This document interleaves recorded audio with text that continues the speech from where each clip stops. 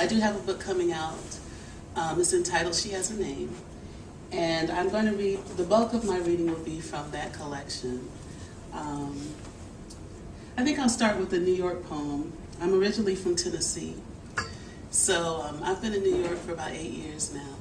And I wrote this poem after an episode on the bus in the city. So this is called Watching a Woman on the M101 Express.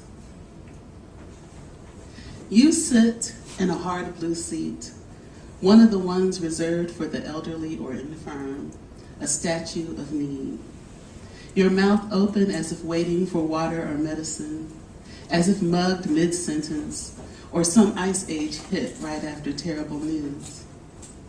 Oblivious to the metro's bump and buck, to the toddler begging in Spanish to be freed from her stroller, to my ogling, you sit embalmed, raccooned or moosed.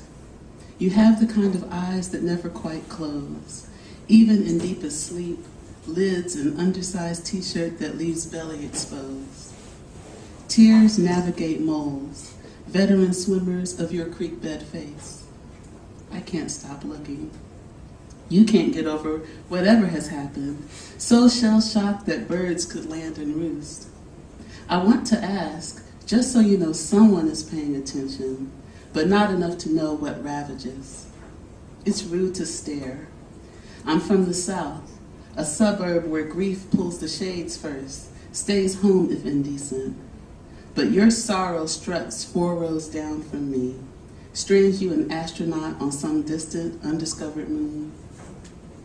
Bodies to your left and right read papers, nap, send text messages.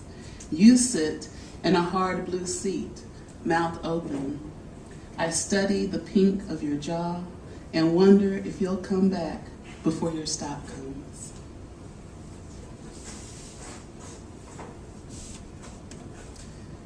This next piece opens the collection and is called Borderless Country.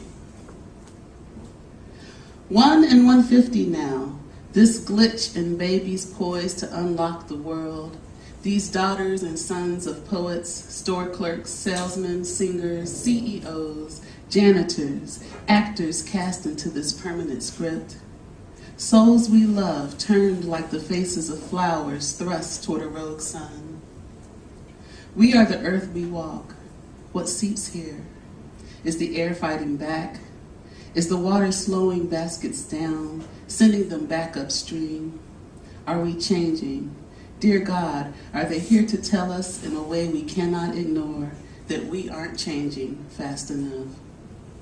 Autism, the one-drop rule for minds we strain to understand. The catch-all phrase that dropped kids off at nowhere, at you don't exist once you turn 18, at native tongue of one, at white-knuckled translation cobbled through touch across time, at marquee symptoms while causes lurk, at beauty that demands seas of patience. What about that drug I took once? Vaccines. Some karmic boomerang I don't remember throwing, its stealth return. 1 in 150 apples of somebody's eye. 1 in 150 my baby. 1 in 150 now, a new child breathes. Private riddles of our loving strapped on many backs. This is an excerpt from the long poem. The 2 voices here, the first is my father, the second is my mother. It's kind of their interior monologue. I held her the longest until her legs began to grapevine around mine. Didn't want to let her down. No. Lord, no, please. Not my baby girl. Not the one named after mama, gone. Mouth carved just like hers, like mine. In my arms, she was safe from sharp corners, shocks. She wasn't delayed, a problem to solve again and again, or resigned to having.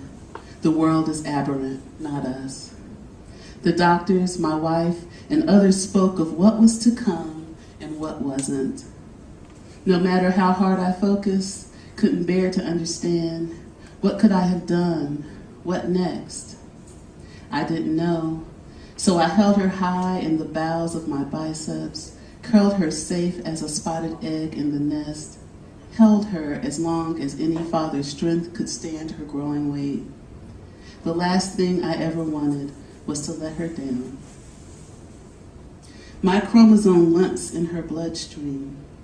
A lifelong curveball I've served her mother, a field I refused to play on after a while.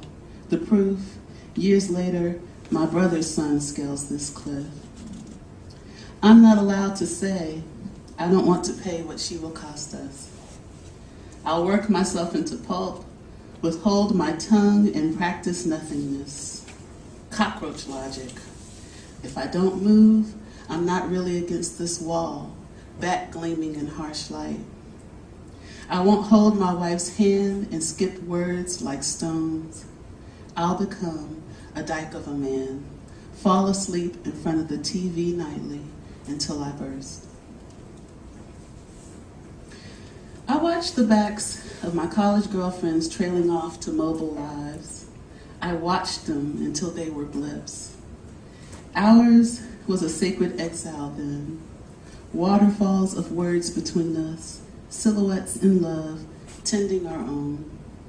The hours, clouds floating past, beds in the sky where rain slept. I often wake up dizzy, the sun mocking us as it douses her face. My husband says nothing, his kisses shallow. What we don't say, we eat. Frequency, an ultimatum. Who are you, damn it? Make yourselves known. Spooks and haints that speak only to her. Unholy chorus stalking the shoulders of my parents' third angel. Dog whistle voices take her away mid-sentence. Brazen cackles bar her from sleep. Headsets on the nightstand offer DJ chatter and quiet storm melodies just wide enough to drown them, so she can sneak into REM unfettered by strange music. What do you say? Why can't I hush you when she bristles at your whispers? Decoding crests and trials that wash past our ears, I must somehow tune into this station on the mental dial where she listens to heavy air my comprehension can't weigh. I wish my love static interfered with magnetic tongues luring her from herself. Find another mind or else.